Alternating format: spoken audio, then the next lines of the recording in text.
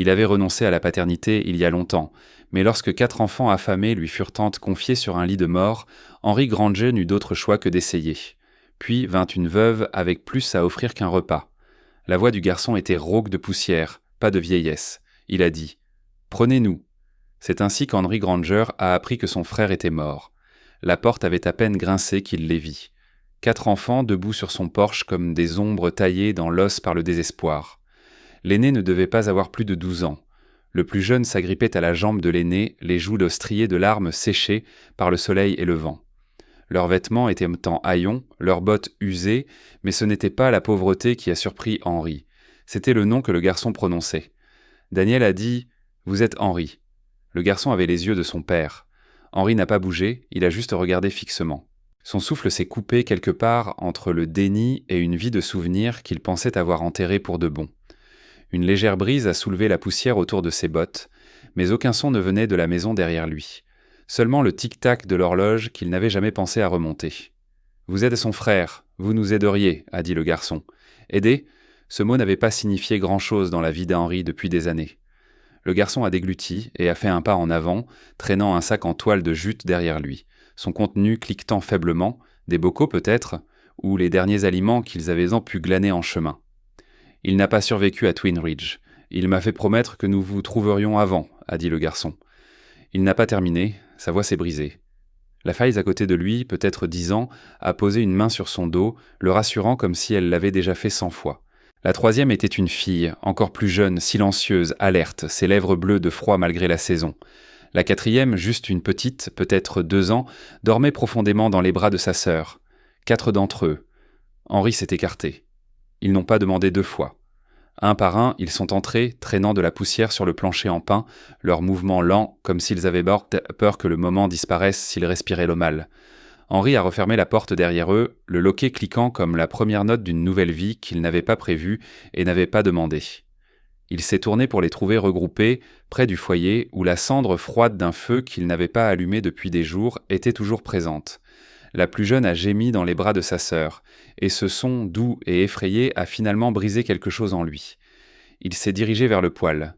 « Je n'ai pas grand-chose, a-t-il dit, sa voix rauque de ne pas avoir été utilisée. Des biscuits, un peu de ragoût d'hier. » Le garçon a hoché la tête, trop fier pour demander, mais trop affamé pour refuser. Des noms, Henry a demandé, le dos tourné pendant qu'il remuait le ragoût pour le réchauffer. Il avait besoin de quelque chose pour occuper ses mains, quelque chose pour l'empêcher de trop penser au fantôme d'un frère qui avait autrefois dit qu'il n'aurait jamais de famille à lui. « Wesley, » ça dit le garçon. « J'ai 12 ans. C'est Rose, elle a 10 ans. Lorna a 7 ans, et le bébé c'est June. Elle aura 2 ans en octobre. » Henry a remarqué la façon minutieuse dont il les a listés, non pas comme des frères et sœurs, mais comme un inventaire, comme quelqu'un qui avait dû le répéter trop de fois à trop d'étrangers qui ne restaient en jamais. Il a versé le ragoût dans des bols ébréchés, les a posés sur la table et les a regardés manger. Ils ne parlaient trop pas, ne souriaient pas, dévoraient juste la nourriture comme des animaux qui avaient appris que la politesse était un luxe. Il a observé la façon dont Wesley donnait la plus grosse portion à Rose sans hésitation. Comment Rose passait la moitié de la sienne à Lorna. Comment Lorna arrachait un morceau de pain et le pressait dans le petit poing de June. Ils étaient même plus qu'affamés, ils étaient un des survivants. Et quelque part en chemin, son frère leur avait appris comment. Cette nuit-là, Henry n'a pas dormi. Il est resté assis sur le bord du lit, les mains jointes, les yeux fixés sur l'obscurité au-delà de la fenêtre. La maison était trop silencieuse, même avec 4 corps supplémentaires dedans. Il pouvait entendre chaque craquement des planches du plancher, chaque respiration superficielle. Ils ne savaient pas ce que Daniel leur avait dit. Ils ne savaient pas combien de temps ils avaient remarché, ni combien de fois ils avaient redemandé à être accueillis le long de la route. Mais ils savaient ce que cela signifiait pour un homme d'envoyer ses enfants au loin avec rien d'autre qu'un nom. Cela signifiait que vous étiez en train de mourir et Daniel l'avait choisi. À l'aube, Henry les a trouvés déjà réveillés. Wesley faisait le feu avec des doigts raides. Rose brossait les nœuds des cheveux de Lorna. June était assise sur le sol avec une cuillère en bois, la tapotant contre le mur comme un tambour. « Où avez-vous dormi ?» a-t-il demandé. Wesley a levé les yeux. « Nous avons pris le sol, nous ne voulions pas prendre votre lit. » Henry a froncé les sourcils. « Il y a une chambre d'amis. Vous auriez pu changer d'avis. » Wesley n'a pas répondu. Au lieu de cela, il a montré la porte de derrière. « La pompe est là-bas, l'eau est propre mais froide. Je vais voir pour le pain. » Nous aurons besoin de plus de provisions, a dit Henry. Wesley a hoché la tête et a bougé comme un soldat recevant des ordres. Cela a frappé Henry de nouveau, comme il était de jeune et combien il avait déjà appris à porter. À la mi-journée, Henry avait dressé une liste de tout ce qu'il n'avait pas. Un berceau, des vêtements de fille, assez de nourriture pour 5 bouches, de la patience, des plans, de l'aide. La ville de Whitford était petite mais très unie, et Henry savait bien comment les rumeurs se propageaient.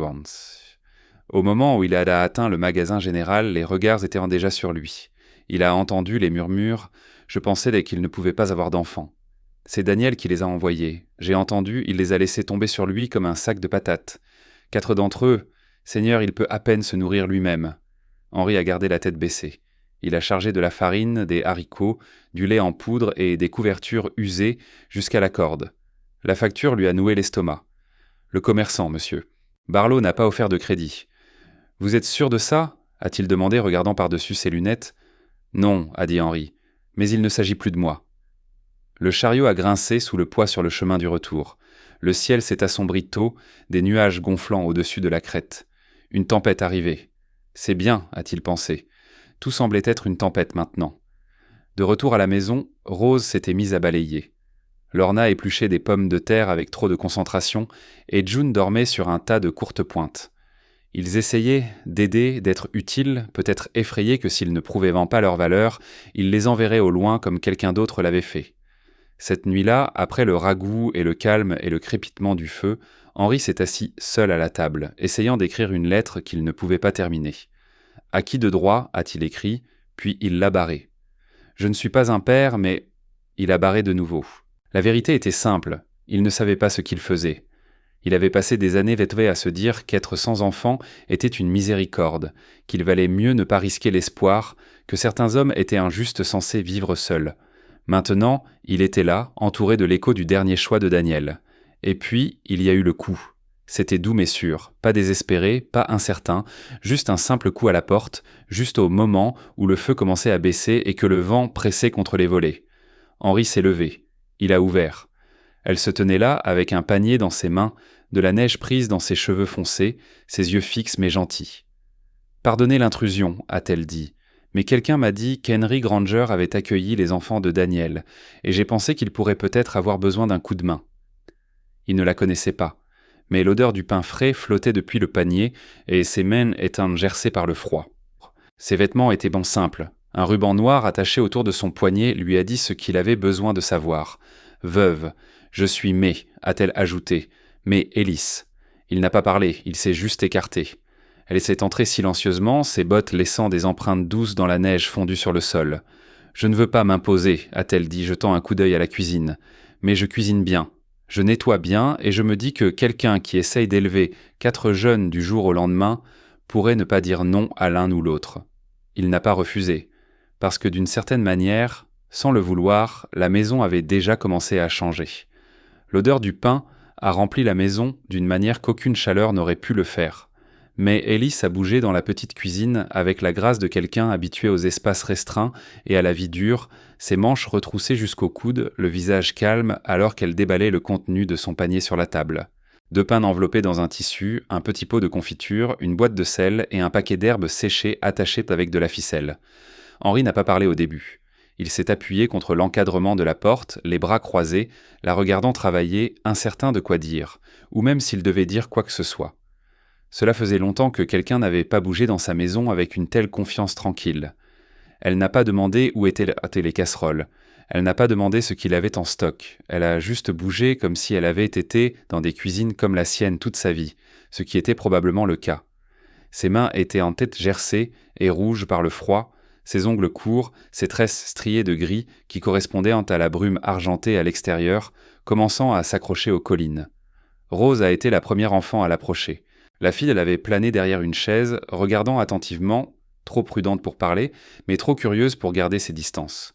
Mais a levé les yeux brièvement, a souri sans attente, puis a passé à la fille un couteau à éplucher et une pomme meurtrie. « Tu penses que tu pourrais me l'éplucher, chérie ?» a-t-elle demandé. Rose n'a pas répondu, elle a juste hoché la tête et a fait un pas en avant. Les deux se sont tenus côte à côte au comptoir, l'une coupant des pommes de terre, l'autre se concentrant sur le fait de courber des bandes de peaux de pommes en un tas. « D'où venez-vous » a finalement demandé Henri, sa voix basse et soupçonneuse, mais pas méchante, mais n'a pas fait de pause. « À 3 miles d'ici. J'avais un mari.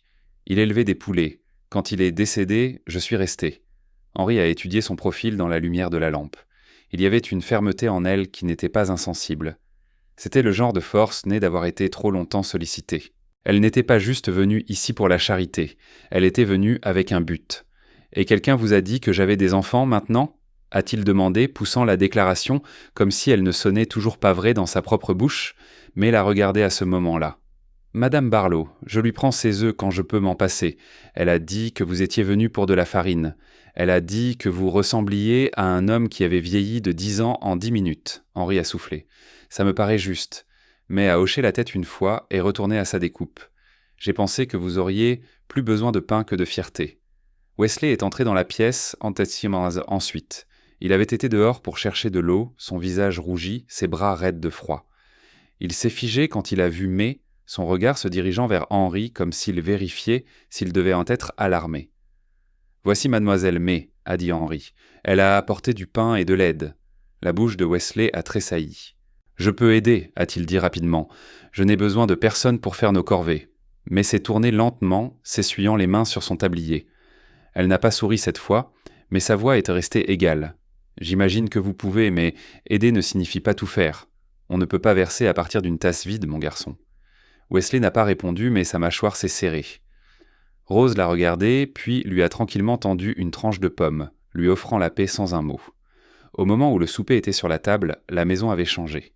L'odeur de la cuisine a attiré Lorna et June de l'autre pièce.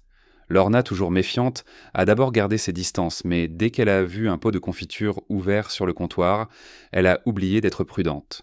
June a trottiné derrière elle, ses cheveux hérissés comme si elle avait dormi trop longtemps et durement sur la courte pointe, et May s'est immédiatement agenouillée à son niveau, lui offrant une petite cuillère en bois pour la divertir. Ils se sont assis ensemble pour la première fois, comme une vraie famille. La table était trop petite, les assiettes dépareillées. Mais pour une fois, il y a eu des rires. Henri ne les a même pas reconnus au début, juste un léger et haletant gloussement de Lorna, qui a fait applaudir June et pousser un petit cri de joie en réponse. Wesley a essayé de cacher son sourire, mais quand May a raconté une histoire tranquille sur une poule qui s'était égarée dans son garde-manger et avait pondu des œufs dans un sac de farine, même lui a laissé échapper un court rire. Et Henry, bien qu'il n'ait pas dit grand-chose, a regardé tout cela se dérouler comme s'il voyait sa cabane pour la première fois, avec de la couleur, du bruit et de la vie à l'intérieur. Plus tard ce soir-là, alors que les enfants se blottissaient les près du feu avec le ventre plein et que May débarrassait les plats sans qu'on le lui demande, Henri a finalement laissé la question quitter ses lèvres. « Pourquoi êtes-vous vraiment ici ?» May a levé les yeux de l'évier, son expression illisible. « Parce que j'ai été seule trop longtemps », a-t-elle dit doucement. Parce que j'ai vu un homme se faire remettre une tempête et y rester debout comme s'il était censé retenir le vent à main nue. Et j'ai cuisiné pour de plus petites raisons. Henri ne savait pas quoi répondre à cela, mais il ne l'a pas arrêté quand elle laisse rester. Les jours ont passé, pas beaucoup, juste assez pour se sentir différent. Mais n'a jamais dit qu'elle restait pour de bon, mais elle était là tous les matins avant l'aube. Elle a apporté des œufs et de la farine et des histoires que les enfants Nana n'avaient jamais entendues auparavant. Elle a tressé les cheveux de Rose tout en lui apprenant à pétrir la pâte. Elle a appris à Lorna les noms des herbes et ce qui pouvait être utilisé pour des tisanes quand quelqu'un était malade. Elle a laissé June s'asseoir sur ses genoux pendant qu'elle remuait les pots et lui a appris des chansons plus anciennes qu'elle ne pouvait s'en souvenir toutes les deux. Et avec Wesley, elle n'a pas été trop douce.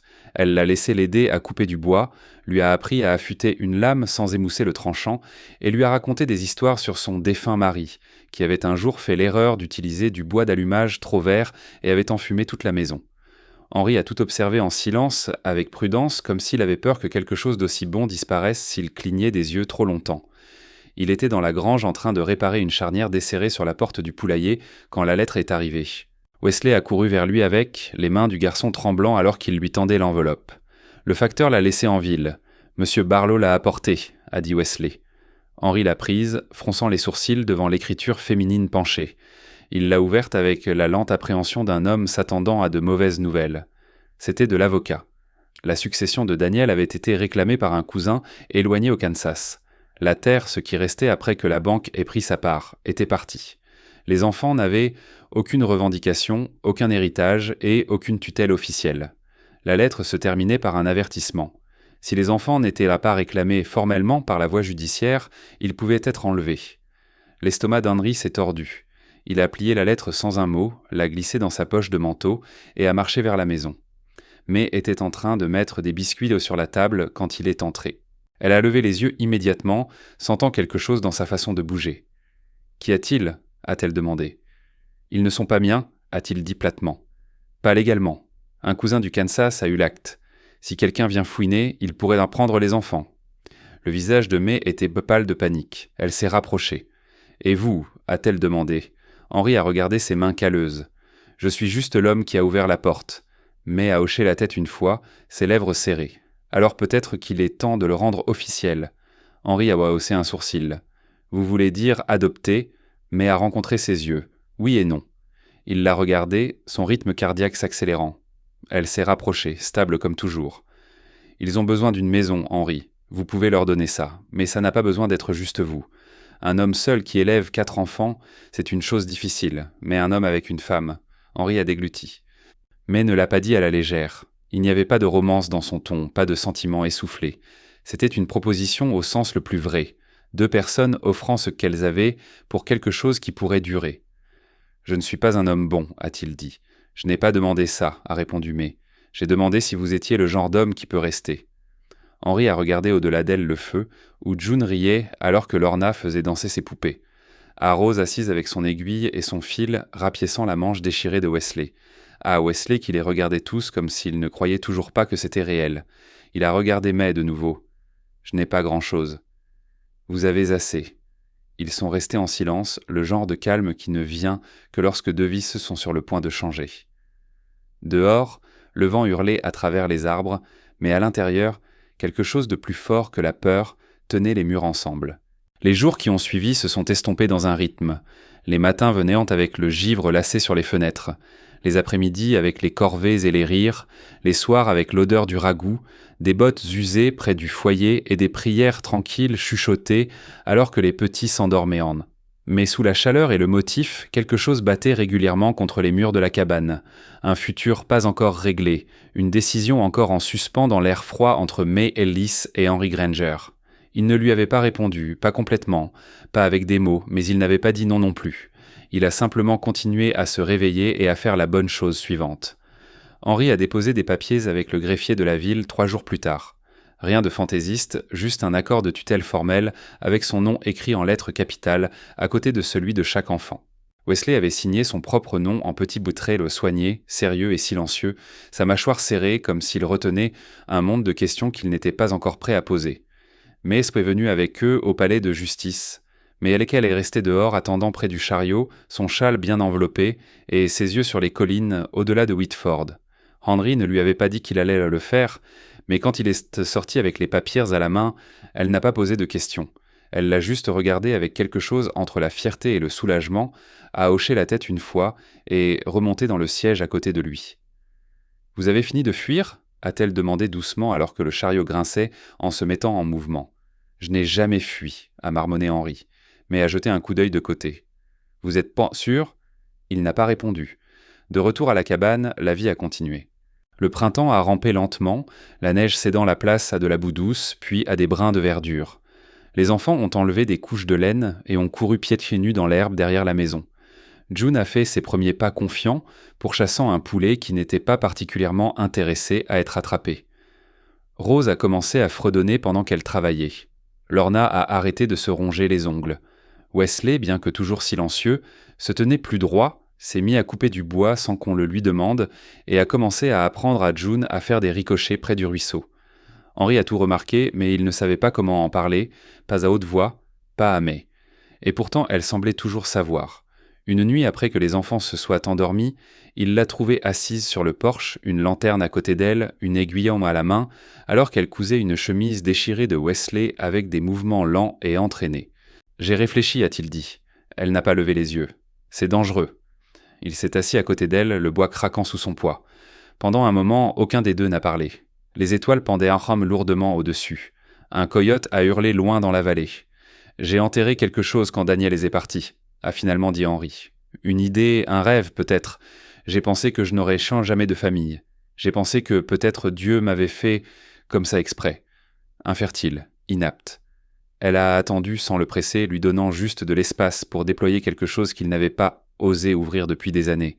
Mais peut-être que ce n'était pas une punition, a-t-il dit. Peut-être que c'était une préparation, mais a finalement posé l'aiguille. Ses doigts ont effleuré les siens une seule fois, un contact doux et rassurant. Je ne demande pas votre main par désespoir, a-t-elle dit doucement.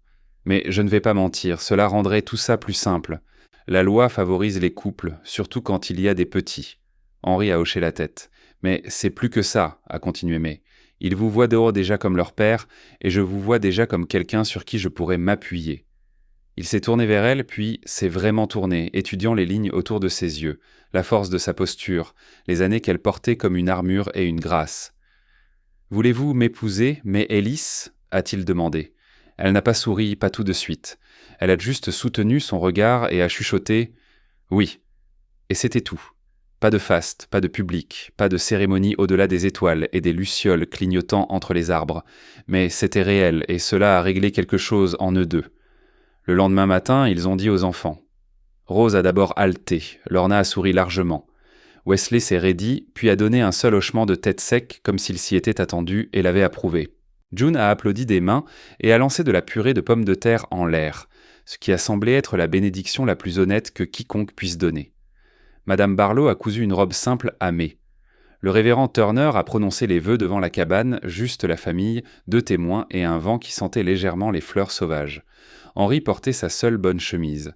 Wesley se tenait grand à côté de lui. May tenait June dans ses bras quand elle a dit « oui ». Quand ce fut fait, et que le soleil avait plongé juste assez bas pour peindre les arbres d'or, la nouvelle famille a partagé du pain, de la confiture et du café sucré au lait concentré. Ce n'était pas grand-chose, mais c'était à eux. Cette nuit-là, May a abordé les filles. Wesley est resté dehors regardant les étoiles depuis le porche, les doigts joints derrière sa tête. Henri est resté dans l'encadrement de la porte pendant un long moment avant de sortir pour le rejoindre. « Allez, c'est bonne avec nous », a dit Wesley tranquillement. Henri a hoché la tête. « Je me souviens pas », a continué le garçon. « Pas grand-chose, mais à Saint-Ouen, mais je me souviens quand il riait.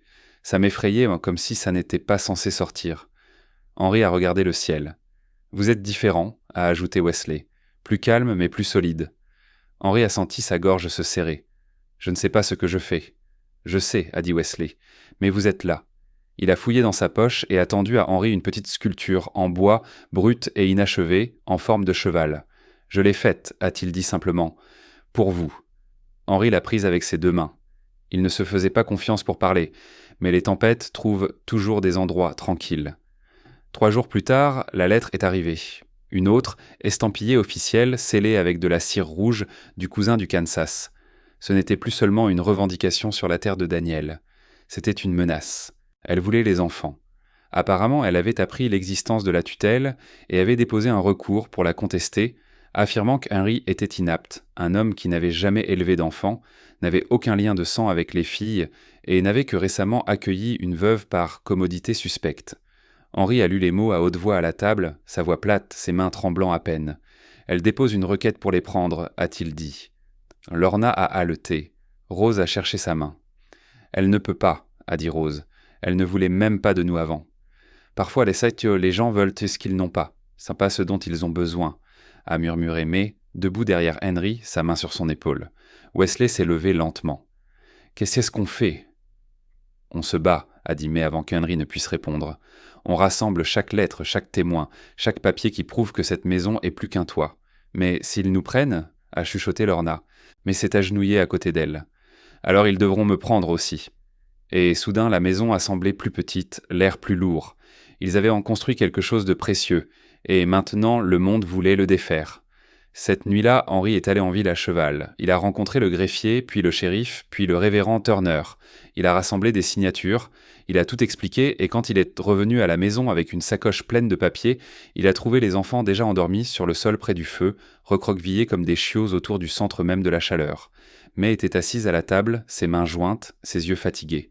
« La date de l'audience est dans 2 semaines, a dit Henri. Elle a hoché la tête. « Nous ne défendons pas seulement ce que nous avons construit, a-t-il ajouté.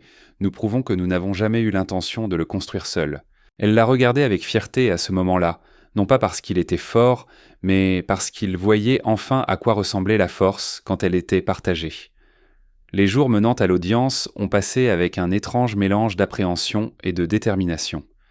La petite maison qui autrefois n'était qu'un écho de silence bourdonnait maintenant de préparation. May a gardé une sacoche ouverte sur la table de la cuisine où elle a empilé chaque lettre de recommandation qu'ils ont pu rassembler, des notes du révérend, de la maîtresse d'école, même de Madame Barlow, qui avait griffonné dans une écriture tremblante mais sincère qu'elle n'avait jamais vu des enfants s'attacher à un endroit aussi vite qu'ils s'étaient attachés aux Grangers. Oui, les Grangers. C'est ainsi que les gens les appelaient bien maintenant. Cela n'avait pas complètement pénétré l'esprit d'Henry jusqu'à la 5e fois que quelqu'un l'a dit à haute voix en ville, et que personne ne l'a corrigé. Pourtant, un nom n'était pas toujours suffisant. Ils avaient assez besoin de preuves, de témoins et de confiance, car un cousin avec de l'argent et des liens de sang légaux pouvait toujours entrer dans une salle d'audience et raconter des histoires plus bruyantes que la vérité. Mais se rester calme, toujours calme, même quand June a jeté un bol de flocons d'avoine à travers la pièce pour protester contre l'heure de la sieste. Même quand Lorna, entendant quelque chose qu'elle n'aurait pas dû entendre, a demandé si la prison était l'endroit où les orphelins allaient. Même quand Henry, submergé par une douzaine de courses et des nuits prônes blanches allaitant, a brusquement parlé sans le vouloir et l'a immédiatement regretté, elle est restée calme. « J'ai été veuve bien avant d'être une femme », a-t-elle dit à Henry une nuit après que les enfants se soient endormis. « J'ai appris tôt à porter la panique dans ma poche et à sourire quand même, mais ça ne veut pas dire que je ne la ressens pas. » Henry a hoché la tête, regardant dans le feu.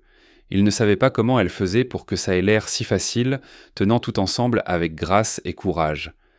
Il a essayé de dire quelque chose à ce moment-là, a essayé d'expliquer les nœuds dans son estomac, la façon dont ses mains tremblaient quand il pensait à perdre ce dont il n'avait même pas su qu'il avait besoin.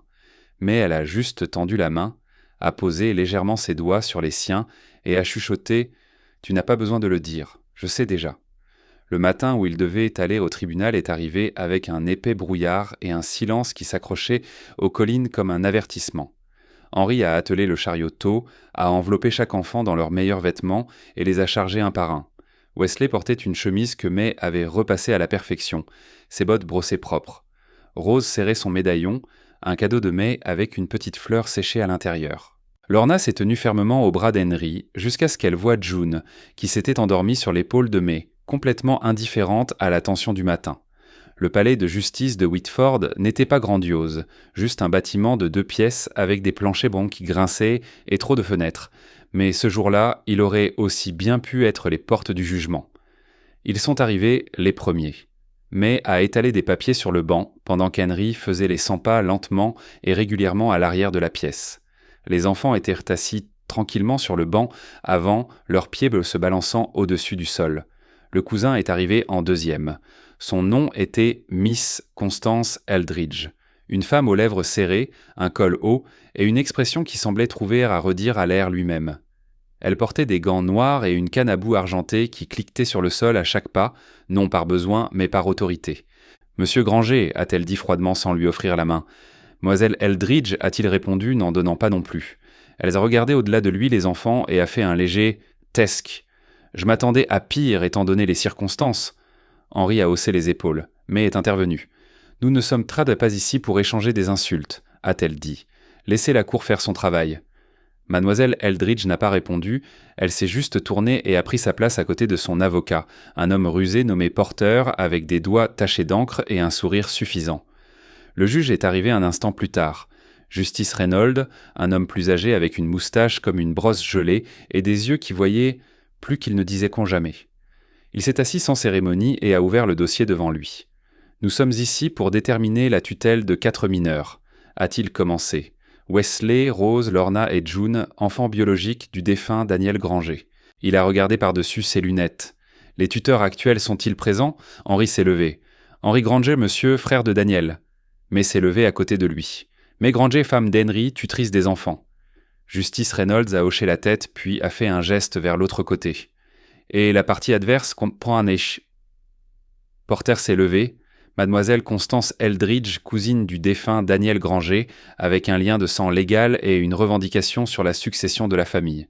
Justice Reynolds s'est penché en arrière. Très bien, commençons. La première heure a été méthodique. Porter a présenté l'arbre généalogique, la situation financière de sa cliente, sa propriété foncière et une maison à 3 étages dans l'Est. Il a parlé d'écoles privées et de gouvernantes, d'une éducation et d'une lignée appropriée. Il a dépeint Henry Granger comme un homme reclus, stérile par nature, endurci par l'isolement. Il a recueilli ses enfants sans avertissement ni consentement, a déclaré Porter. Aucune formation formelle, aucune préparation, aucune base stable à offrir. Il les a accueillis, a dit May doucement de l'autre côté de la pièce quand personne d'autre ne l'a fait. Porter a ricané. Et maintenant, il se marie commodément avec une femme qui peut cuisiner et faire le ménage. Une solution soignée, mais pas une solution légale. Justice Reynolds a levé la main. Nous allons entendre les enfants. Des halètements ont résonné dans la pièce. Mademoiselle Eldridge est devenue pâle. Rose s'est levée la première. Elle a marché jusqu'à l'avant de la pièce, ses pieds petits mais sûrs, et s'est tournée pour faire face au juge. Monsieur Henry n'était pas obligé de dire oui, a-t-elle commencé, sa voix douce. Mais il l'a fait. Et quand nous sommes arrivés, il a fait du ragoût. Et le lendemain, il a appris à Wesley comment fendre des bûches pour que ses mains ne fassent pas d'ampoules. Il a montré à Lorna comment nourrir les poules. Et June Dot Dot. Elle a regardé sa petite sœur qui était occupée à mâcher le coin d'un biscuit que May avait glissé dans son bonnet. June connaît sa voix. Elle pleure quand il laissait parti trop longtemps. Justice Reynolds a hoché la tête. « Merci, Rose. » Wesley s'est levé ensuite. Il n'a pas parlé tout de suite. Il a juste regardé le juge fixement, sa mâchoire serrée. « Notre père nous a laissés sur le bord de la route pour mourir, » a-t-il finalement dit. Non pas parce qu'il était cruel, mais parce qu'il savait que nous n'avions qu'une seule chance, un seul nom. Il a pointé du doigt Henry, et il a ouvert la porte. Justice Reynolds s'est penché en avant. « Voulez-vous rester avec les Granger, Wesley ?»« Oui, monsieur. »« Et si vous étiez pris d'eux ?» Wesley a regardé ses frères et sœurs, puis May, puis Henry. « Je m'enfuirai. » Lorna était la dernière. Elle a marché en serrant une poupée que May avait cousue avec des chutes et des boutons. Elle l'a tenue contre sa poitrine pendant qu'elle parlait. « Je ne dormais pas avant, a-t-elle dit. Mais maintenant je dors parce que Mademoiselle May fredonne cette chanson quand elle cuisine, et Monsieur Henry lit très lentement la nuit, même s'il dit qu'il n'est pas bon à ça. » Une larme a roulé sur la joue de May. Justice Reynolds a hoché la tête. « Merci, Lorna. » Porter a essayé de réfuter. Il a soulevé de vieilles amendes qu'Henry avait payées en retard, a remis en question si May était vraiment apte à élever des enfants, a fait allusion à une instabilité financière, mais cela est tombé à plat. Parce que quand le révérend s'est levé et que Madame Barlow et même le shérif ont tout dit la même chose, ces enfants s'épanouissent maintenant, la situation a basculé. Finalement, Justice Reynolds a joint ses mains. J'en ai assez entendu. Le silence est tombé comme de la neige. J'ai vu de nombreuses pense-maisons construites pensées par commodité et de nombreuses non-familles déchirées par la fierté, a-t-il dit. Mais ce que je vois ici n'est pas de la commodité. C'est un engagement, c'est un sacrifice, c'est un amour choisi. Il a regardé Mademoiselle Eldridge. Je rejette votre pétition. La pleine tutelle restera avec Henry et May Granger. Le marteau est tombé. Lorna a poussé un cri de joie. Rose a haleté. Wesley n'a pas bougé, mais son visage s'est fendu du plus petit et du plus féroce des sourires. Henry s'est tourné vers May. Elle a expiré lentement, comme un souffle qu'elle avait retenu pendant des semaines. « Merci », a-t-il chuchoté. Elle a tendu la main vers la sienne. « Nous n'avons pas encore terminé. » Dehors, les nuages s'étaient dissipés. Le soleil a percé en or fracturé, éclairant le chariot alors qu'il montait contre-dedans et commençait le lent voyage de retour. June s'est endormie sur les genoux de May. Rose s'est appuyée contre Lorna. Wesley était assis aux rênes à côté d'Henry, silencieux, alerte et fier. Cette nuit-là, de retour à la cabane, Henry a allumé une lanterne et l'a suspendue sur le porche. Quand May a demandé pourquoi, il a simplement dit « Faites-moi savoir que cette maison est pleine ». Et à l'intérieur, derrière des murs épais et une force tranquille, une famille tue à manger, rit et laissait le monde tourner sans peur. Mais la paix ne dure jamais éternellement dans les endroits où les tempêtes se sont passées. Parce que loin dans Whitford, un cavalier a mis pied à terre devant une taverne, a remis une lettre au barman et a dit « Livrez ceci à Henry Granger immédiatement ». Le nom au bas n'était pas celui d'un cousin. La lettre est arrivée le lendemain matin juste au moment où le soleil commençait à se lever sur la crête et que les enfants enfilaient dans des bottes encore humides de rosée. Le garçon du barman, pas plus vieux que Lorna, est arrivé en haletant sur le sentier avec la lettre serrée dans sa main comme si elle était faite d'or, ses joues rougies, son chapeau de travers, sa voix se brisant alors qu'il appelait Monsieur Granger. Henry l'a prise sans un mot. L'écriture sur le devant l'a figé. Il avait mémorisé ce script il y a des années. Daniel S. Il ne l'a pas ouverte tout de suite. Il est juste resté sur le porche, le poids de celle-ci dans ses mains plus lourd qu'un marteau ou une sacoche. Derrière lui, les sons du matin continuaient. Mais, fredonnant dans la cuisine, les enfants se disputant les corvées, le léger cliquetis des tasses en étain posées sur la table, mais tout a disparu dans un silence terne alors qu'il regardait fixement le nom qu'il ne s'attendait jamais à revoir. Daniel Granger. Son frère était mort depuis des mois. Wesley l'avait vu se produire, avait décrit la façon tranquille dont son père avait cessé de respirer près de Twin Ridge, enveloppé dans une couverture sous les étoiles. Il n'y avait aucun doute, et pourtant voici son nom, griffonné à l'encre si fraîche qu'elle n'avait même pas bavé. Henri l'a déchiré. La note était courte. « Si ceci vous parvient, cela signifie que j'ai échoué. Je suis désolé. Il y a des choses que vous ne savez pas. Les enfants ne sont pas en sécurité, pas seulement du monde, mais de ceux qui les cherchent. Je n'ai jamais voulu laisser ce fardeau. Je voulais les protéger. Dis à Wesley que la clé était dans la boîte. » C'était tout. Pas de signature, pas de date, juste de la panique pressée sur du papier. Henri l'a lu 2 fois, puis une 3e. À la 4e, May était sortie, s'essuyant les mains sur son tablier, son front plissé. « Qu'est-ce que c'est » a-t-elle demandé. Il lui a tendu la note. Elle l'a lue, puis a levé les yeux lentement. « Y croyez-vous ? Je ne sais pas, ce n'est pas un faux, je sais. » Ils se sont assis ensemble dans le silence de la lumière matinale, la lettre se froissant doucement entre eux. Les implications étaient proites et trop grandes pour être appréhendées d'un coup. Daniel vivant, ou du moins vivant assez longtemps pour envoyer un avertissement. Et que voulait-il dire par « pas en sécurité » ? Quel danger ? Et quelle boîte ? Les enfants ont su que quelque chose n'allait pas dès le moment où Henri était rentré. La tension autour de sa mâchoire était un signe révélateur. Rose a arrêté de balayer. Wesley s'est levé lentement de l'endroit où il attachait le seau d'eau. Henri s'est tourné vers lui. « Est-ce que ton père t'a déjà donné quelque chose ? Une boîte ou en a-t-il mentionné une ? Quoi ? Les sourcils de Wesley se sont froncés. Il avait une sacoche, il a dit qu'elle était toujours verrouillée. Il a dit qu'elle contenait des actes et de l'argent et d'autres trucs ennuyeux. Je m'en fichais, mais il ne m'a jamais laissé l'ouvrir. « Où est-elle » a demandé Henri. L'expression de Wesley s'est assombrie. « Je l'ai laissée. Quand il est mort, je ne pouvais pas porter June et la sacoche. J'ai choisi de la porter elle. » La gorge d'Henri s'est serrée. « Tu as fait la bonne chose. » Wesley a baissé les yeux. « J'ai toujours l'impression de l'avoir trahi. » « Ce n'était pas le cas, » a dit May se tenant à côté d'eux. « Tu as gardé ta sœur en vie. C'est plus que ce que certains hommes pourraient en faire. » Henri a hoché la tête. « Où exactement l'as-tu laissée ?»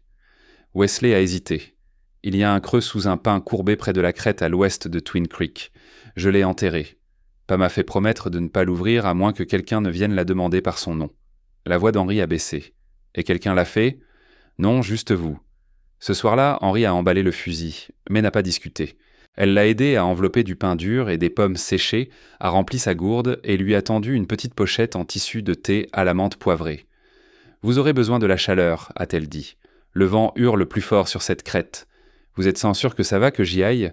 Elle a regardé vers les enfants, tous assis à la table, leur tête penchée en prière au-dessus du souper que Wesley avait fait de toutes pièces. « Vous protégez ce qui est à vous, » a-t-elle dit, « même quand ce n'est pas sous votre toit. » Henri l'a embrassé sur le front, puis il était parti.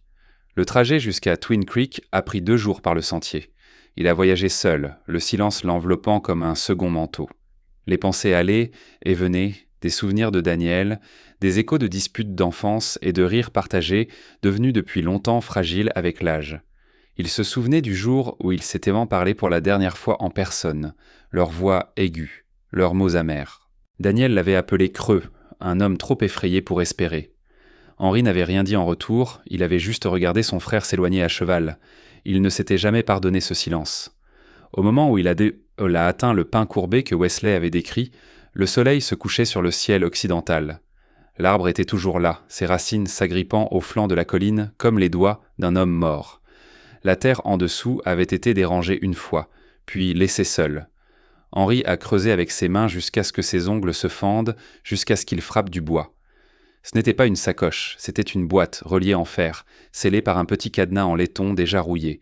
Il l'a ouverte. À l'intérieur, enveloppée dans de la toile huilée, se trouvaient des papiers, des lettres, des cartes, des reçus, des photographies, et tout au fond, une note pliée adressée à Henri. « Si tu lis ça, c'est que j'ai échoué. Tu es probablement en colère. C'est juste. Mais il y a quelque chose que tu dois savoir. Quelqu'un cherche Juin. Pas Wesley, pas Rose, pas Lorna, juste June. Je ne sais pas pourquoi. Je sais seulement qu'il est venu à notre camp un soir en offrant de l'argent, puis des menaces. J'ai couru. Je lui ai dit qu'elle était partie. C'était le premier mensonge. Le second était de l'envoyer à toi. Je n'avais nulle part ailleurs où me tourner. Protège-la. Si ça signifie quelque chose, tu as toujours été le meilleur homme. La signature était la fraîche, Daniel. Henri a regardé la page jusqu'à ce que ses mains deviennent engourdies. June, le bébé qui s'agrippait au tablier de mai, maintenant comme s'il était tissé de sécurité. Le bébé qui riait aux corneilles, pleurait à la musique, et dormait recroquevillé à côté de Rose chaque nuit. Elle n'avait aucun souvenir de Daniel, aucun souvenir de quiconque sauf de la famille qu'elle avait maintenant. Mais quelqu'un là-bas la voulait, et Daniel était mort en essayant de la garder cachée. Henri a lu le reste du contenu. Acte de naissance 3. Aucun pour June. Formulaire d'adoption, non signé. Une photographie d'une femme qu'Henri ne reconnaissait pas tenant un bébé avec les yeux de June. Au dos, un nom, Holly T. Crane, Wichita. Il a emballé les documents serrés et a brûlé le reste, non pas par peur, mais parce que Daniel était mort pour la discrétion. Henri honorerait cela. Il est rentré plus fort, plus vite. Ses mains n'ont pas cessé de trembler pendant 2 jours. Quand il est revenu, la cabane était pleine de chaleur et de lumière du feu. Mais la minute où May a vu son visage, le calme s'est brisé. Qu'est-ce qui s'est passé ? Il lui a tendu les papiers. Elle les a tous lus 2 fois, s'est assise et n'a rien dit. Les enfants dormaient. Ils ont parlé à voix basse près du poêle. « Elle n'est pas la sienne ?» a demandé May. « Non, alors qui est-ce ? Je ne sais pas, mais je sais que quelqu'un cherche toujours. » May a passé sa main sur son visage. « Nous ne pouvons pas nous cacher pour toujours. Nous n'aurons peut-être pas à le faire. » Il a exposé le plan. « Alors, rendez-vous à Wichita. Trouvez cette Holly Crane. Découvrez qui était vraiment June. Obtenez la vérité avant qu'elle ne les atteigne. Parce que la seule chose plus dangereuse que les secrets, c'est que quelqu'un d'autre les possède. »« J'irai, » a dit May. Henri l'a regardé. « Non, vous serez suivi. Un homme seul qui pose des questions est suspect. Un couple voyageant avec un bébé, moins. Nous ne pouvons pas amener June. »« Nous ne le ferons pas, » a-t-elle dit. « Nous laisserons les enfants avec la famille du révérend juste pour quelques jours. » Il a hésité, elle s'est rapprochée. « Elle est à moi aussi, » a-t-elle chuchoté. Peut-être pas par le sang, mais par tout le reste. Il a fermé les yeux. « D'accord. » Le lendemain matin, ils ont dit aux enfants qu'ils allaient en Tanville. Wesley ne l'a pas cru. « Vous mentez. » Henri a fait une pause. « Nous la protégeons. »« De quoi ?»« Je ne sais pas encore. » Wesley a regardé June, puis Rose, puis Henri de nouveau. « Je veux venir. »« Tu ne peux pas. Je dois. Tu es l'aîné, » a dit Henri. « Cela signifie que tu restes et que tu les gardes en sécurité. » Wesley a serré les poings, sa mâchoire travaillant. « Je ne les laisserai pas se faire prendre de nouveau, » a-t-il dit. « Tu ne le feras pas, » a répondu Henri, « parce que nous l'arrêterons avant que ça ne commence. » Le garçon a hoché la tête. Cette nuit-là, Henri a de nouveau fait ses bagages. May a fait ses bagages à côté de lui. Aucun des deux n'a dit ce qu'il pensait, nain, que ce n'était plus seulement à propos de June. C'était à propos de toute la maison, de chaque brique, de chaque battement de cœur. À l'aube, ils sont partis à cheval. Derrière eux, 4 enfants se tenaient sur le porche, agitant la main, et quelque part sur une route qu'aucune carte n'avait tracée, la vérité attendait avec des dents. Le sentier vers Wichita était droit mais cruel. Ils traversaient des prairies nivelées par le vent, passaient devant des granges squelettiques et des clochers d'église à moitié effondrés, à travers des villes qui se souvenaient à peine de leur nom. Henri et May ont voyagé en silence plus souvent qu'autrement, pas le silence des étrangers, mais le silence des personnes qui se préparent à un choc. Ils ne parlaient pas parce qu'aucun des deux n'avait les mots pour ce qu'ils craignaient, ou pire, ce qu'ils pourraient en trouver. Ils voyageaient allégés, un sac de vêtements, une pochette de pièces de monnaie et une fausse piste laissée derrière à Whitford au cas où quelqu'un viendrait demander. La femme du révérend avait accepté de prendre les enfants sans poser de questions. Dieu voit, avait-elle chuchoté à May alors qu'elle s'embrassait en. Il gardera ce qui est sien. Et May croyait cela, mais elle croyait aussi en ses mains, son esprit et le poids stable du pistolet qu'Henri avait glissé sous le banc du chariot.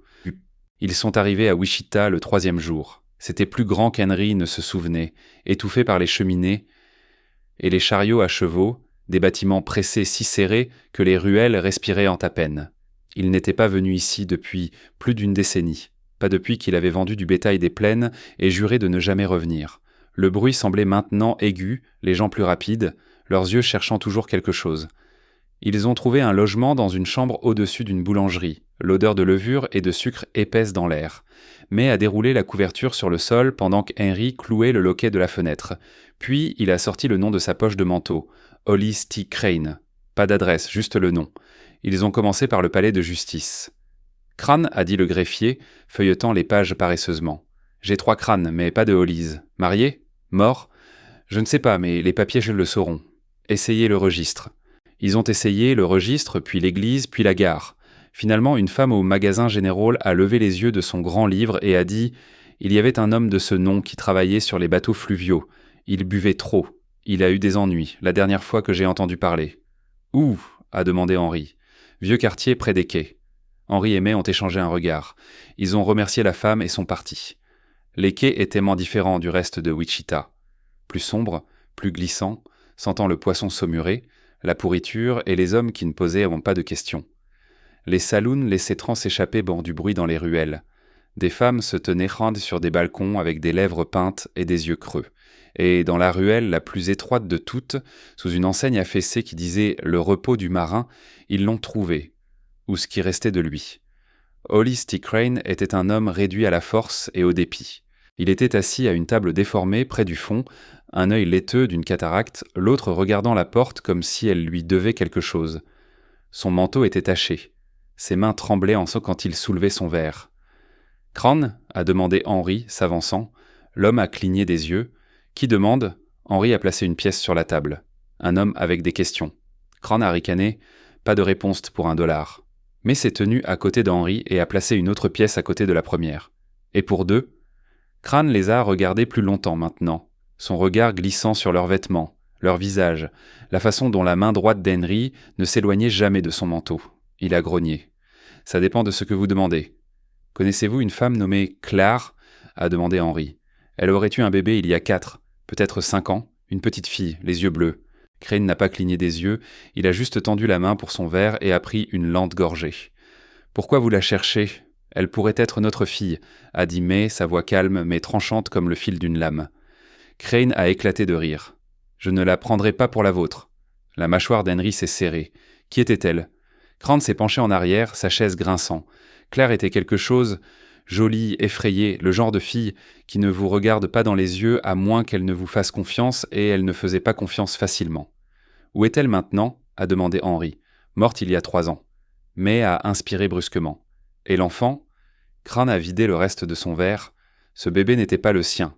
Le silence était lourd. Henry s'est penché. « Expliquez. » Crane s'est essuyé la bouche avec sa manche. Elle était venue me voir un soir. Elle a dit qu'elle se cachait de quelqu'un. Elle ne dirait pas qui. Elle ne faisait que demander si je savais comment disparaître. Quelqu'un de discret. Elle avait déjà le bébé, mais l'enfant ne lui ressemblait pas. Ne bougeait pas non plus comme un enfant qui avait été allaité par elle. J'ai demandé à qui il était, elle a dit « Pas à moi, mais à moi de le protéger. »« Qui les cherchait ?» a demandé Henry. Crane a froncé les sourcils. Elle n'a jamais dit. Mais elle sursautait chaque fois que des bottes résonnaient en près. Elle m'a payé pour les emmener en aval, a changé de nom, a voyagé seulement la nuit, a dit qu'elle avait de la famille près de Twin Ridge, quelqu'un qui lui devait quelque chose. Daniel, Henry a senti son estomac se tordre. Et puis quoi ? Je l'ai laissée avec une sacoche et le bébé. C'est la dernière fois que je l'ai vue. La prochaine fois que j'ai entendu, elle était morte dans un incendie de grange. Le bébé était parti. J'ai pensé qu'ils avaient tous les 2 brûlé. Mais était pâle maintenant, ses doigts serrés. Henry a sorti la photo de la boîte de Daniel. « C'est elle ?» Crane l'a regardée, a hoché la tête une fois. « C'est Claire. »« Qui fuyait-elle quand ?» a demandé Henry de nouveau. Crane a hésité, puis a chuchoté « Un homme avec des yeux de gouvernement. » Qu'est-ce que ça veut dire ? Ça veut dire qu'il ne portait pas d'insigne, mais il avait plus de poids que la loi. Il a posé des questions sur l'enfant, pas sur Claire, pas sur où ils allaient, juste le bébé. Il a dit qu'il était né de quelque chose qui n'était pas censé respirer. Je lui ai dit que je ne savais rien. Il ne m'a pas cru. La voix de May était à peine audible. Qu'est-ce qui lui est arrivé ? Il a disparu comme de la fumée. Ils ont quitté le saloon avec plus de questions que de réponses. De retour dans la chambre au-dessus de la boulangerie, Henry a fait les 100 pas pendant que May était assise, les bras croisés, ses yeux fixés sur le sol. « Un homme avec des yeux de gouvernement », a-t-elle marmonné. « Qu'est-ce que ça veut dire ? Que June n'est pas un enfant ordinaire. C'est juste une fille, a dit Henry. une petite fille qui aime les pommes de terre et la lumière du soleil et chante quand le vent était bon. Mais quelqu'un la veut assez pour pourchasser une femme dans un incendie. Henri n'a pas parlé, mais s'est levé. « Nous ne pouvons pas rentrer, n'est-ce pas ?» Il l'a regardé. « Nous devons protéger ce qui est à nous. » Ils sont repartis le lendemain matin, plus fort, plus vite, le vent déchirant leurs manteaux, les sabots martelant comme des tambours d'avertissement à travers la terre. Ils n'ont pas dormi cette nuit-là. Ils ont juste campé sous un coupe-vent, le feu maintenu bas, leurs dos pressés l'un contre l'autre. « Et si cet homme revient ?» a demandé May. Henri n'a pas répondu, il a juste chargé son fusil. Ils ont atteint Whitford à l'aube et la cabane était en feu. De la fumée s'est tordue dans le ciel comme une bannière funéraire. Des flammes léchaient encore le toit. La grange était à moitié effondrée. La clôture était brisée. May a crié, Henri a sauté de la selle avant que le cheval n'arrête de bouger. « Wesley !» a-t-il crié. « Rose, Lorna, June !» exclamation Marc. Pas de réponse, puis des pas derrière la cabane. Une silhouette a trébuché en vue. Wesley. Du sang sur sa chemise, de la fumée dans ses yeux, il a toussé et s'est effondré dans les bras d'Henry. « Ils sont venus !» a-t-il haleté. Des hommes en manteau noir. Ils ont dit qu'il avait atteint des ordres. On prit June. Le cœur d'Henri s'est arrêté. « Où est Rose ?» Wesley a secoué la tête. Elle a accouru avec Lorna vers les bois. May est tombée à genoux. Henri s'est levé, soulevant Wesley. « Nous allons la récupérer », a-t-il dit, non comme un espoir, mais comme un vœu. Ils ont de nouveau chevauché durement. Cette fois, non pas pour des réponses, mais pour un sauvetage. Henri tenait les rênes avec une prise si serrée que ses jointures sont devenues blanches. May était assise à côté de lui, sa mâchoire verrouillée, ses yeux vitreux de fureur et de peur. Derrière eux, Wesley était recroquevillé dans la benne du chariot, du sang séché le long de sa tempe, sa main serrant toujours le fusil qu'il n'avait pas été assez fort pour tirer quand cela comptait le plus. L'odeur de fumée s'accrochait toujours à sa peau. Ils ne se sont pas arrêtés pour pleurer la cabane, ou la grange, ou les restes carbonisés d'une maison qu'ils avaient en fait finalement commencé à croire qu'elle pourrait durer. Rien de tout cela n'avait d'importance maintenant. Pas quand June était partie. Elle était dans le berceau, avait chuchoté Wesley à travers ses lèvres fendues. Ils ont attendu le crépuscule, ont traversé la fenêtre, ont dit qu'elle n'appartenait pas ici, qu'elle était la propriété du gouvernement. « J'ai essayé, Henri, j'ai essayé. » Henri l'avait réduit au silence d'une main sur son épaule. « Tu en as fait assez. Tu respires encore. C'est plus que ce que j'aurais pu demander. » Maintenant, les mots résonnaient comme une accusation. Ils ont atteint le presbytère du révérend à minuit. Henri a frappé à la porte avec le bout de sa paume jusqu'à ce que les fenêtres s'allument avec la lumière de la lanterne et que la porte d'entrée grince en s'ouvrant. « Où sont-ils » a-t-il demandé avant que le révérend Tiller ne puisse parler. « Rose et Lorna sont arrivés il y a une demi-heure » a dit le vieil homme, les invitant à entrer. Pieds nus, effrayées. Elles sont secouées, mais en sécurité. Mais l'a dépassé avant qu'il ne finisse. Elle a trouvé les deux filles, blotties sur le foyer, enveloppées dans des courtes pointes. Rose berçait Lorna comme elle l'avait fait quand elles étaient arrivées à la cabane il y a des mois. « Ils ont pris June » a dit Rose avant que May ne puisse demander. « Elle a crié pour vous. » Les mots l'ont bouleversée. Henri s'est accroupi à côté d'eux. « Avez-vous vu où ils sont allés ?» Rose a hoché la tête, les larmes aux yeux. Ils avaient un chariot, noir, rapide, sans marquage. Un homme peut-être deux. Les deux portaient des manteaux comme des croque-morts. « Avez-vous vu leur visage ?» a demandé May. « Juste une grande cicatrice en travers de la bouche. » Il n'a pas parlé, a juste hoché la tête à l'autre. Henri s'est levé. Ils se déplacent vers le nord. Le dépôt du gouvernement se trouve 2 villes plus loin, près de Cross Bend. Rien d'autre là-bas que de la roche et de la route. « Ils ne s'arrêteront pas, » a dit May. « Non, » a convenu Henri. « Nous non plus. » Ils ont de nouveau laissé les enfants avec le révérend, cette fois avec une explication complète et la promesse tranquille que s'ils ne revenaient pas, quelqu'un viendrait pour eux, mais a embrassé le front de chaque enfant, s'attardant le plus longtemps sur Lorna, dont la main a agrippé l'ourlet de sa jupe comme une bouée de sauvetage. Henri n'a pas parlé, il ne faisait pas confiance à sa voix. Ils ont emprunté un cheval frais et ont chevauché à travers la nuit. Le dépôt de Cross Bend était une forteresse de fer et de routine. Pas de panneaux, pas de drapeaux, juste une haute clôture, de hautes fenêtres, et des hommes en uniforme qui ne portaient pas d'insigne, mais bougeaient bras comme des soldats. Ils n'étaient sur aucune carte, mais Henri s'en souvenait de la guerre, construit comme une station de ravitaillement, plus tard abandonnée, puis discrètement repris par le genre d'hommes qui opéraient sans témoin. Ils ont fait une reconnaissance depuis une crête à l'aube. De la fumée s'enroulait de la cheminée. Un seul chariot était garé près des écuries. Le cri d'un enfant, aigu et bref, a résonné dans le vent. « Elle est là-dedans » a chuchoté May. Henri a hoché la tête. On y va ce soir. Non, elle s'est tournée vers lui. On y va maintenant. Vous vous ferez tuer. Et vous non a-t-elle demandé, le regardant fixement. Je n'attendrai pas une seconde de plus avec elle entre les mains d'hommes comme ça. Il a ouvert la bouche, l'a refermée, puis a hoché la tête. Ils se sont approchés à pied, utilisant les arbres et le terrain accidenté comme couverture. Henri a fait le tour vers l'ouest en direction de l'écurie. May a rampé vers l'arrière du bâtiment où une porte était légèrement ouverte près des marches de la cave. Pas de garde, juste un silence trop épais pour y faire confiance. À l'intérieur, le dépôt sentait le vieux métal et l'huile. Henri a marché légèrement, le fusil lourd dans sa poigne. Il a suivi le couloir le long de pièces vides jusqu'à ce qu'il l'entende de nouveau. La voix de June, douce, gémissante. Il l'a trouvée dans une pièce sans fenêtre, sans berceau, juste un lit de camp, une lanterne et une pile de papier sur un bureau à côté d'elle. Elle était assise droite, ses joues tachées, son pouce dans sa bouche se balançant lentement, ses yeux s'illuminant au moment où elle l'a vu. « Papa » a-t-elle chuchoté. Il s'est précipité, l'a soulevée dans ses bras. « Chut, je te tiens. » Puis un clic derrière lui. Elle s'est tournée lentement. L'homme avec la cicatrice en travers de sa bouche se tenait dans l'encadrement de la porte, un pistolet pointé droit sur la poitrine d'Henry. Le regard sur son visage n'était pas de la colère, c'était de l'inévitabilité, comme s'il s'y était attendu. « Vous n'êtes pas censé être ici, a-t-il dit. Henri n'a pas bougé. Elle n'est pas à vous. L'homme a incliné la tête. Non, mais elle n'est pas à vous non plus. Qu'est-ce qu'elle est ? A demandé Henri. L'homme a baissé le pistolet d'une fraction. Elle est sans nez d'une femme qui n'aurait pas dû concevoir. Une expérience gouvernementale bénévole, une douzaine, les autres n'ont pas survécu. Le sang d'Henry s'est transformé en glace. C'est juste un enfant. Elle est plus que ça, elle a de la valeur. Henri a reculé vers le bureau. L'homme a de nouveau levé le pistolet. Ne bougez pas. Mais Henri a été plus rapide. Il a claqué la lampe du bureau dans le bras de l'homme. Le coup de feu a tiré à l'aveugle, brisant la patte du bureau. June a crié, mais courait déjà dans le couloir quand elle l'a entendu. Elle a fait irruption dans la pièce, a vu Henri se débattre avec l'étranger, a vu le pistolet glisser sur le sol, a vu l'homme se jeter, et puis elle a tiré. Le son était assourdissant dans le petit espace. L'homme s'est effondré, mais a laissé tomber le pistolet. Henri se tenait haletant, June serrée contre sa poitrine. « Nous devons y aller », a-t-il dit. Ils ont couru à travers les couloirs, passant devant les ombres, jusqu'à la lumière du matin.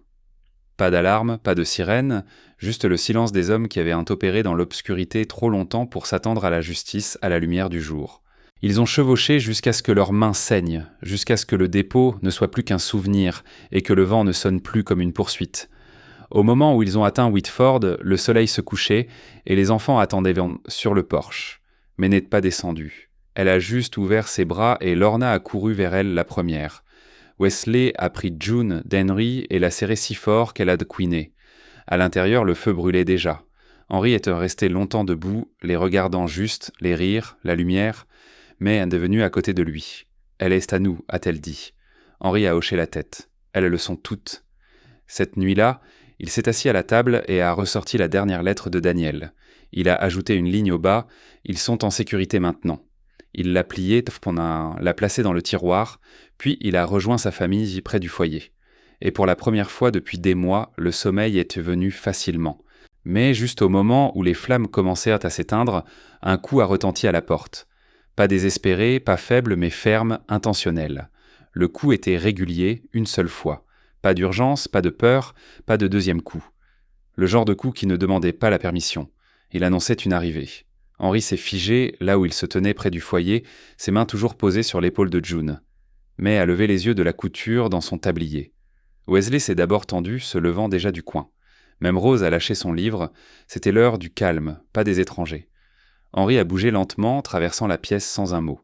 Il a soulevé le fusil de derrière la porte, tout aussi silencieux, et seulement alors il a déverrouillé et a ouvert la porte. L'homme sur le porche n'était pas celui qu'il attendait. Il était vieux, trop vieux pour être une menace au sens traditionnel. Un manteau pendait de ses épaules comme un poids, plutôt qu'une chaleur. Ses bottes étaient donc craquelées, ses mains tachetées de vieillesse, et ses yeux, leur couleur difficile à nommer dans la faible lumière du feu, contenant le genre de profondeur qui ne vient pas de l'étude ou de l'âge, mais du savoir. Il n'était pas seul. Derrière lui, attaché à une souche, se tenait une mule chargée d'équipements, le genre qu'un homme ne portait que lorsqu'il n'avait pas l'intention de faire demi-tour.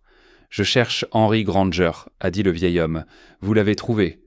L'homme a hoché la tête comme si cela confirmait quelque chose de longtemps attendu. Ça vous dérange si j'entre ? Henry n'a pas répondu, mais il s'est écarté. Le vieil homme est entré comme s'il appartenait à la maison, non pas parce qu'il se déplaçait avec un sentiment de propriété, mais parce qu'il se déplaçait avec la grâce de quelqu'un qui avait porté assez de poids pendant trop d'années pour laisser la peur l'arrêter maintenant. Il a retiré son chapeau lentement, comme s'il méritait du respect, et a scanné la pièce. Mais s'était déjà levée. Elle s'est déplacée vers les enfants, s'est placée entre eux et la porte, ses doigts recroquevillés autour du bord de la table. « Je ne suis pas ici pour prendre quelqu'un, » a dit l'homme doucement, sa voix comme du bois poncé. « Plus maintenant. »« Alors pourquoi êtes-vous ici ?» a demandé Henry. L'homme a regardé June. La pièce est devenue immobile. « J'en faisais partie, a-t-il dit. L'expérience, les essais. J'étais l'un des médecins qui a signé le registre des naissances. La fille, June, elle n'était jamais censée vivre. Mais c'est avancé. Elle n'est pas à vous. Je sais, a-t-il dit. C'est pour ça que je suis ici. » Henry a resserré sa prise sur le fusil, commencé à parler.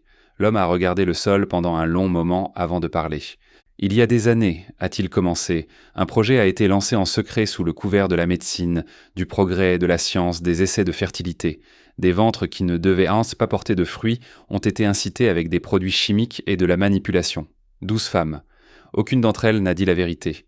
Elles pensaient qu'elles aidaient le futur. Au lieu de cela, elles sont devenues des hôtes. Il a levé les yeux à ce moment-là, ses yeux nageants. Personne n'a parlé après ça. Henry lui a fait du thé.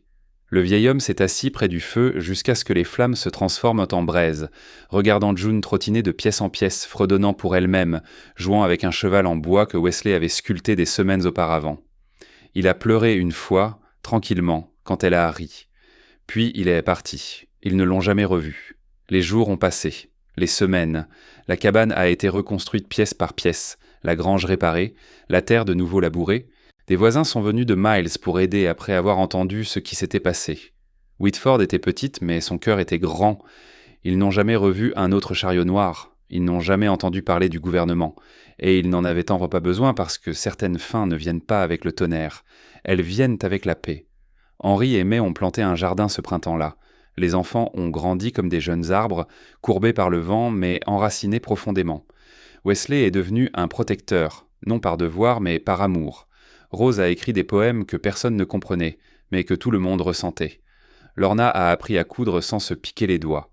Et June, lumineuse, curieuse, sans peur, est restée au centre de tous, une fille née du mystère, élevée dans la vérité et protégée par une famille qui avait appris le coup du silence. Pour son 6e anniversaire, Henry lui a construit une balançoire. Pour son 7e, May a fait un gâteau avec des framboises de sauvage.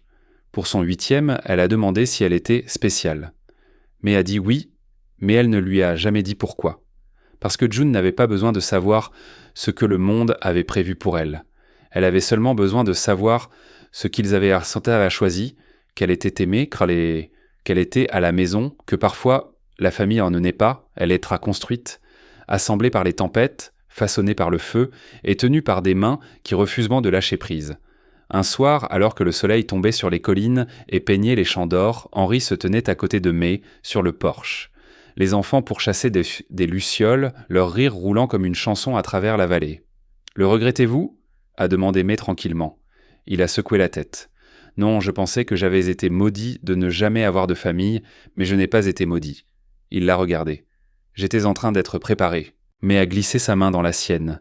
Ils sont restés ainsi jusqu'à ce que les étoiles sortent, et ils n'ont plus parlé. Ils n'en avaient pas besoin parce que tout ce qu'ils auraient bien pu dire était déjà à l'intérieur des murs de cette petite maison, battant régulièrement dans 6 cœurs. La maison qu'Henry Granger n'a jamais construite pour des enfants jusqu'à ce que Dieu lui en donne 4. Après toutes les épreuves et tribulations, la famille a finalement trouvé une paix rare et durable. Les saisons ont changé et les enfants ont grandi. Mais la maison est restée une constante, un testament de l'amour qu'il avait construite. Un jour, une lettre est arrivée, adressée simplement à les Granger. Elle venait d'un expéditeur anonyme, une seule feuille de papier sans adresse de retour. À l'intérieur, il y avait une seule phrase « Le secret est en sécurité avec moi ». Sous les mots, une petite clé usée était scotchée au papier. Henry et May se sont regardés, une compréhension silencieuse passant entre eux.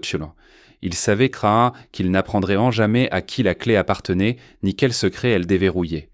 mais il s'avérant aussi que leur famille n'était plus définie par des secrets ou le passé, mais par le futur qu'ils avaient choisi de construire ensemble. Henri a marché jusqu'à la cheminée et a placé la lettre et la clé dans une boîte qu'il ne s'était jamais souvenu de remonter auparavant. Puis il est retourné sur le porche où le son des rires des enfants était le seul secret qui comptait vraiment.